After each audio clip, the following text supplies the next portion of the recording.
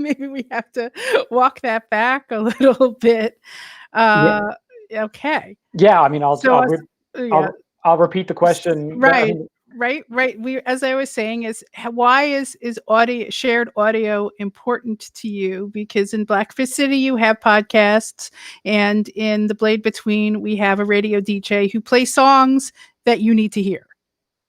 yeah, I think that I just love radio. I find radio a profoundly sort of inherently eerie and uncanny technology. As I think of a lot of like that sort of like, telephone, radio, the sort of like, cinema, the sort of early iterations of 20th century telecommunications technology, and storytelling, that there's something about it that is like, the idea that radio waves expand, that people are listening, having the same experience while far apart. I think is really exciting and interesting to me, and it creeps me out in a way that drives me to want to explore it. And the idea that it can be a ground for a space for organizing, a space for coming together, even if it's not physically a space. And it's really funny that we are having this conversation now, on this question, because I have a story coming out tomorrow from Tor.com called "Let All the Children Boogie," which is about my favorite David Bowie song, "Starman," and it starts with the two main characters bonding over a song that they heard on the radio. It's set in the late '80s or early '90s. So yeah, there's something, old people like me who remember a time before the internet when you would hear a song on the radio. You might never hear that song again. You might never be able to find out what that song was. Even if you remember a lyric, you couldn't Google the lyric. You'd have to you'd listen to the radio hoping the DJ would announce what the song was, but that wouldn't always happen because maybe they had already said it. So there was a sort of like magical ghostliness to the shared experience of radio that I think I like and want to explore. I mean, it's just interesting because she doesn't really seem to take sides exactly, but you never really know what her deal is. I think she's And very she reappears. Miss Jackson is a DJ that reappears in lots of my stuff, and she is the DJ that the characters listen to in my story, "Let All the Children Boogie."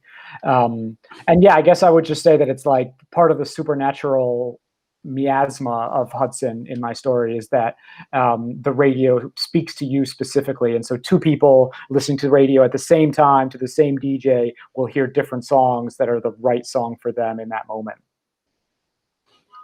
cool. And then let's see, one other audio thing, because I didn't listen to the audiobook of this, and I asked my mom, and so Ronan's last name, is it Sepashi?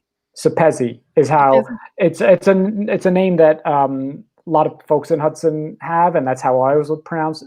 I've always heard it pronounced. I don't know if that's the actual. I believe it's a Hungarian name. I don't. Yeah, Even know that's that. why, because I asked my Hungarian mother, and I said to her, I said, "How would you pronounce this?" And she says that it wouldn't be a Y, it would be an I, and in Hungarian it would be Sepeši.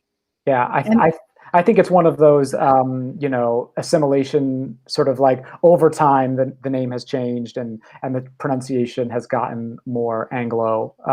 So that would be that's how I would say it. And I am not Hungarian, so I don't have any I don't pretend to understand anything about that name. But then that's interesting because it sort of suggests that his name is also sort of part about the way in which bits of the past get integrated and assimilated, which in some ways is a lot to do with what your novel's about, or a lot of your stories are about. Yeah, I think that's a big fascination of mine, and certainly it's the reason that James Baldwin is my favorite, one of my favorite authors, if not my favorite, because he explores this idea of history is alive in us, and we live out the scars and traumas of history, and if we cannot.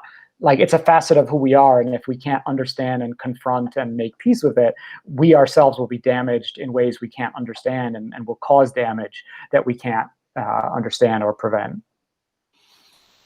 Well, speaking of making peace, I have to say that when I read your fiction, I always feel a little bit guilty Because no, I'll tell you why. Because here I am, I'm broadcasting to the universe from Brooklyn, from downtown Brooklyn, which of course is a neighborhood that is, I would say, mid gentrification, which is actually exactly the spot at which I like it, because to me I feel like you get a little bit of everything. On the other hand, I can also see where it's going, and I'm not sure I'm crazy about that. And if you are on basically the side of evil, which is to say, someone who's essentially a gentrifying force, what are ways in which which you can help to kind of preserve the life of a neighborhood, do you think?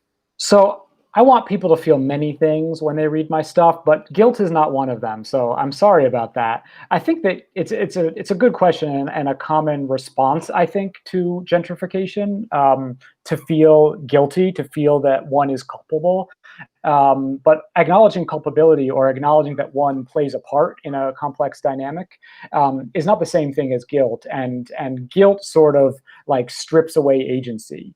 I think that what I wanted to do in the Blade Between, no spoilers, but I wanted to take this conversation, this issue, to a place where solutions can be found, right? Because the genie can't be put back in the bottle. There's no real, like, once as neighborhoods gentrify, it's not a process that can like be turned back, right? The question is, can a future be built that in which everyone benefits, right? A lot of the times, neighborhoods that are gentrifying are neighborhoods that are suffering from historic disinvestment, institutional racism, places that were under policed, places where the police, didn't care if people were harmed, places where there were no food, food deserts, places where people couldn't get, they were red line districts where people of color couldn't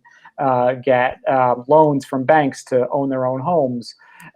So I think that it's a mistake to think that gentrification is the only way that you can have nice things, right? Oh, we want grocery stores doesn't mean, oh, we want gentrification, right? I think that what's incumbent upon folks, if you are in a community that's transforming, and you sort of are more emblematic of the new community than the one that was there before, I think it really is incumbent upon us to learn from and meet with and understand and support the folks who are already there. So if that means forming tenant unions, if that means patronizing businesses that are owned by communities of color, if that means, in in a lot of neighborhoods, there's this common refrain where new arrivals call the police on people a lot because they are whatever, for whatever reason. So I think that there's lots of resources out there. I think the bottom line is to build, like, to understand and to build with and attempt to forge a future that works for everybody. And usually the way that involves, if you like me, are not from a community of color. Usually that involves like taking leadership from and learning and being in solidarity with and in support of the work that communities of color are already doing. Fair enough. I mean, as I say, it's always food for thought, and I think that in a lot of ways, the Blade Between is very even-handed in a way. It shows the good things, but then it also shows the shallow aspects of gentrification, and also just shows how just blanket resistance and just being angry may not get you very far. I wouldn't wanna say more other than to say it gets, pretty dark, Yeah. but, uh, um, in a more specific note, because I know we talked about this before I started broadcasting. I mean, these are, of course, very tough times, and you are an activist who is very involved in trying to make people's lives better. Where specifically should we be directing our resources if we wanna help? So I mean, I think that folks should definitely be thinking about what issues are important to them most, whether it's criminal justice reform, whether it's housing justice, whether it's healthcare access. Most social justice struggles are in a tough place right now, and there's a lot of funding that's dried up. People are really challenged with how to do the work that they've always done in a pandemic. So whatever is important, I think the first place to do it is to like understand what you care about and look into it and figure out who's doing that kind of work and how you can support it. I think that the for me, one thing that I've been supporting, that I would encourage other folks to support, is called Healthcare for the People. My husband Wansi is a nurse practitioner, and he,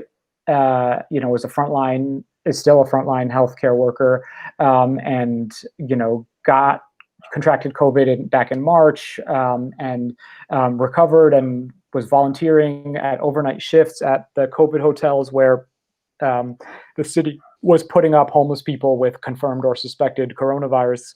And he saw like really horrific instances of how our city and our country has failed people, especially poor people, especially people of color, and how the pandemic has, most people who do this kind of work know that that's the truth, know that healthcare access is not equal, and that the zip code you reside in and the color of your skin will determine your healthcare outcomes. And that's not the way it should be. But the pandemic has made all that worse. So Healthcare for the People is a really great initiative that he and others started together to sort of combine grassroots medical care with activism.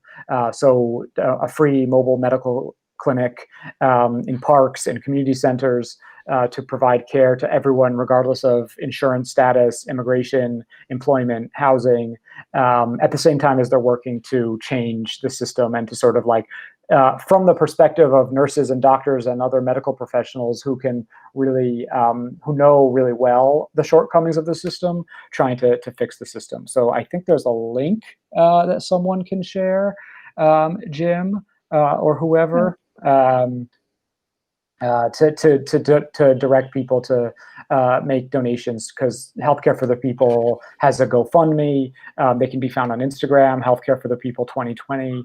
And yeah, that's where I'm encouraging folks to give these days.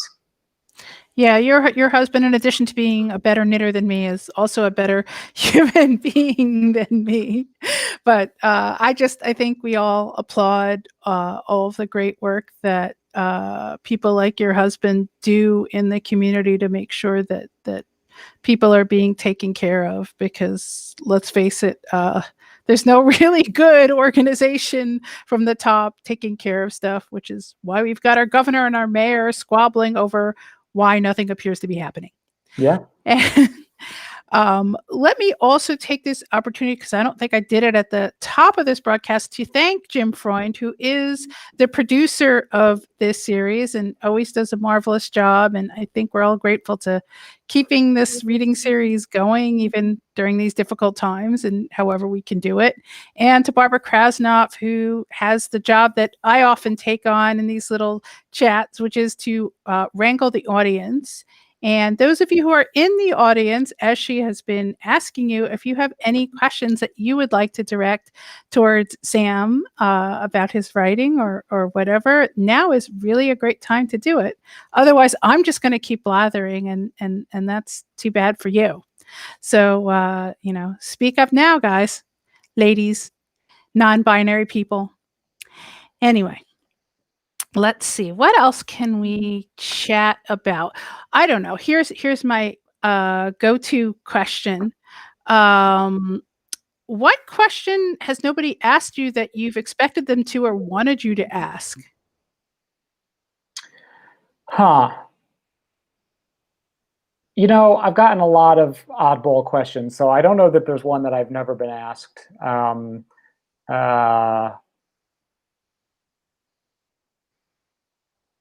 I often wish people wanted to geek out with me about Avatar: The Last Airbender, or the disappointments of Game of Thrones, or any number of the sort of geek culture fandom things that I adore. So I'm always down to talk about that kind of stuff, and like wouldn't mind an interviewer asking me something about my favorite Avatar: The Last Airbender character or something like that. I don't know, maybe for your own sanity, you're not spending enough time on Twitter, or you're in a different bubble than me, because I find that everybody is always talking about Avatar: The Last Airbender. Between that, Reddit, and Facebook, where I spend my public time. Um, people are talking about it. I know that I need to be watching it myself, because I've heard nothing but good things about Avatar: The Last Airbender and Legend of Korra. I thought that was practically mainstream by now. Yeah, but I mean, in terms of interviews, the journalists are never asking me, forget your books, let's geek out about Korra. So that would be fun once in a while. Well, I do have a question from Sam Schreiber, but just quickly before we transition to it. So who is your favorite character, and why are they important to you?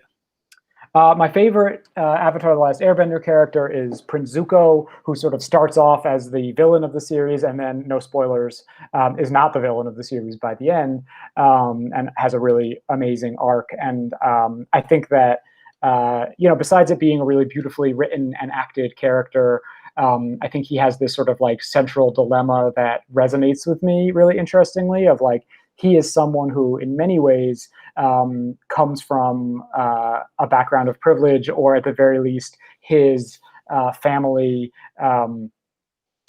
benefited from unspeakable oppression, and his sort of central dilemma, which he thinks is about how to get back into his father's good graces, is really about, how do I come to terms with my complicated feelings about my family and the sort of cultural imperialism that made my family powerful.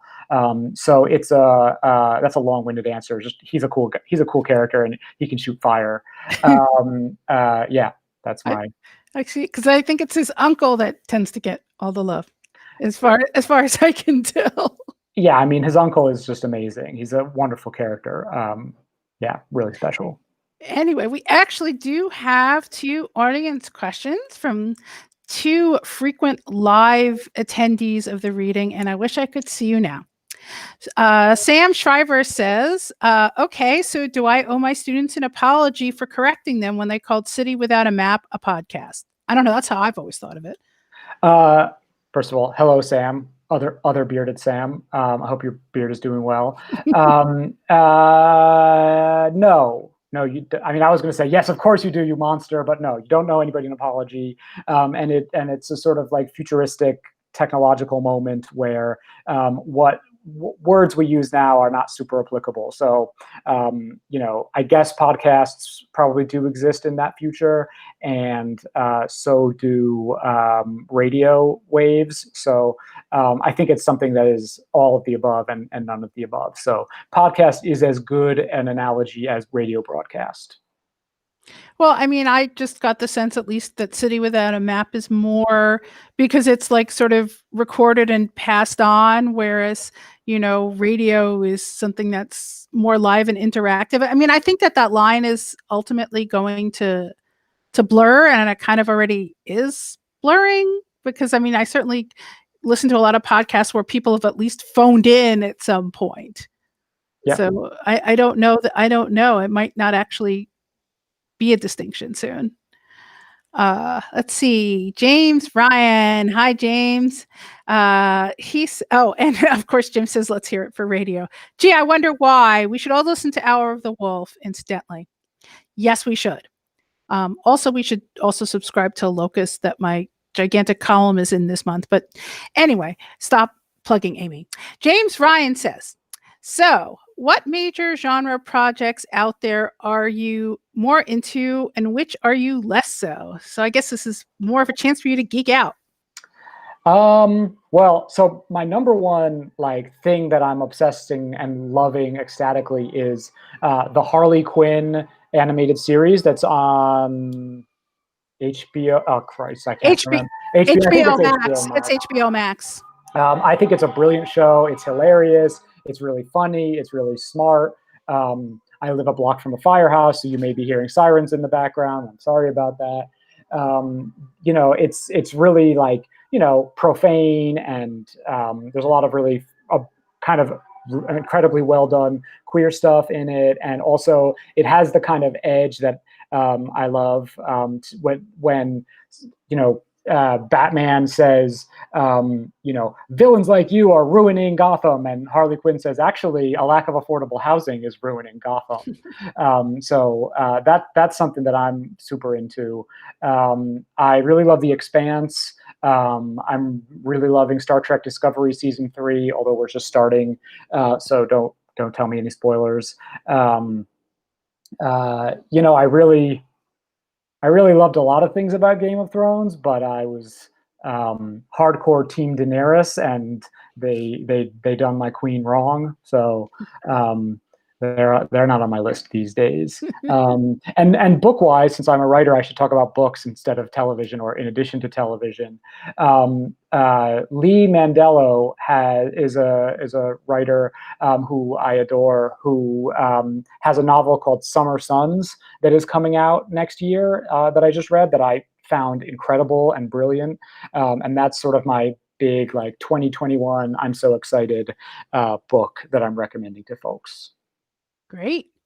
Let me also take this moment to wish a previous reader on the online version of this and in the live series, Aliyah Dawn Johnson, has a book birthday today. Her short story collection from Small Beer is out today, so you all should buy that too.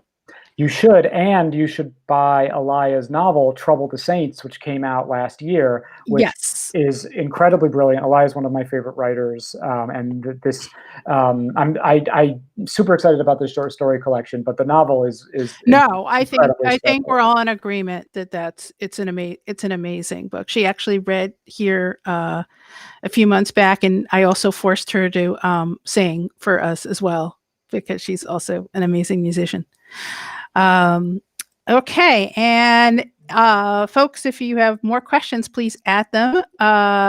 Then Gay Terry, who I think is actually on the YouTube thread of this broadcast, wonders what the oddest question that you've ever gotten. Hi, Gay. I missed you. The oddest question. I don't know. I feel like I've gotten a lot of odd questions. Um,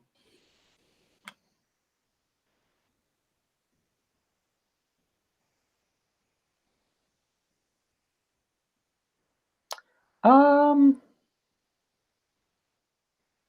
I can't answer that. There's nothing that's really coming to mind.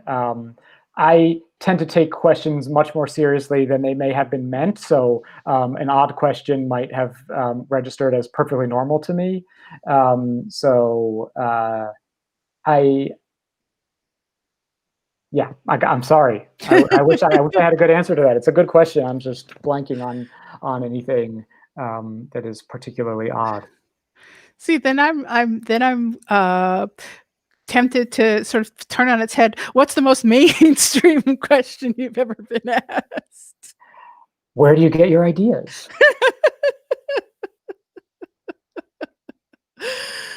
Oh God, that's an awful one. Presumably in your brain, you know. Some writers really hate it, but I don't mind it. I have, whatever. I think my process is fascinating. So if people ask me about it, I don't mind talking about it. Yeah, I mean, I remember that wonderful interview you gave with Scott Simon when Blackfish City came out, and you were talking to him, and that was really great on NPR. Yeah, that's actually a fair example, because he asked me really, like, questions that were not standard at all. That's what made that interview really challenging, but also amazing. Like, it was like, I was like, oh, how do I answer that? Like, he asked me, I mentioned that I had that my father responded surprisingly well to me coming out as a gay man and as a vegetarian. And he asked me, well, did one of them upset him more than the other? Which I guess might be the oddest question I've gotten. And the answer is neither. He thought they were both hilarious, and he had a man. He was a man with a deep um, uh, fondness for life's ridiculous ironies, like that he, a butcher, son of a butcher, the grandson, like a long line of butchers should produce a vegetarian son. I think he thought was hilarious. Yeah, that interchange has just stuck with me. So I guess that speaks to his prowess as an interviewer that he could draw that out. Let's see. Barbara has a mainstream question, but it's the kind of question we all want to know the answer to anyway, which is, what are you working on now? I'm working on some short stories. I am working on a graphic novel pitch, which I'm really excited about because I love graphic novels. And That's in the very early stages, and I really hope something will come of that. I like to draw, but I am not capable of illustrating it myself. So it requires a publisher who can hire a really good illustrator to become a reality. So we'll see if that happens. But I'm in the very early stages of drafting another novel. But honestly, The Blade Between is like book 4 in 4 years, the fourth novel of mine that's come out in 4 years, which is wonderful and amazing, and I'm insanely happy about it. But it's a heavy pace, and I'm not sure that I can sustain it, and I'm not sure that it's the smartest thing to sustain it. So I am I'm really taking my time with this and letting it develop more, trying to sketch out and outline something much more ambitious, which will either produce a better book than anything I've ever written, or will be death to my process and will result in a total failure. So, watch this space. That's pretty much the whole range. How do you think it'll be different writing for a visual medium? I think it'll be really hard. I think it'll be very difficult for me to let go of the kind of creative control that would be I mean, the thing that makes a really great graphic novel is how much of the story is told in the images, and I can tell, what I think should happen in the images, but that's a whole storytelling skill set that is far beyond me. So I think being able to sort of create space for an illustrator to tell a story that has impact and power and is provoking and challenging, while not knowing those tricks, not having that toolkit, I think is going to be really hard. But I like challenges. I like difficult new things. So hopefully that is also not a total failure.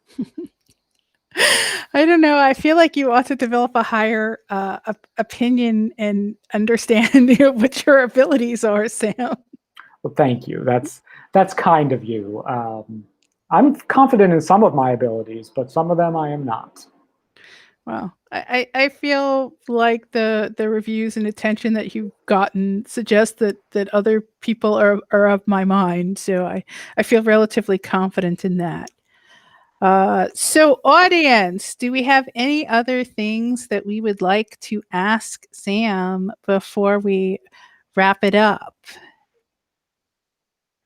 While I wait, I will once again remind people that even though we don't have to rent a place now, audio equipment and also hosting software costs money.